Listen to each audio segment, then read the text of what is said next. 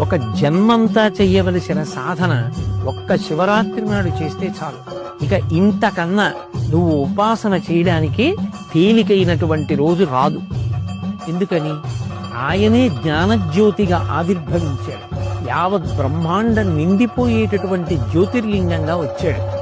ఈ రోజున ఎవరు నన్ను ఉపాసన చేస్తారో, ఎవరు జాగరణ చేస్తారో వాళ్ళని నేను అనుగ్రహిస్తానన్నాడు. 84 లక్షల జీవరాశులలో దేశకాలములను తెలుసుకుని, ఆ తిథి యొక్క గొప్పతనాన్ని తెలుసుకుని ఉపాసన చెయ్యగలిగినటువంటి శక్తి ఎవరికి ఉంటుంది?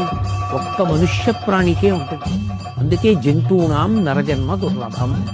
అటువంటి నరజన్మ ఎత్తిన తరువాత మరి మహాశివరాత్రి లాంటి పర్వదినాన్ని విడిచిపెట్టేసుకుంటే దాని వలన ఎంత ఉపాసన కోల్పోయాం.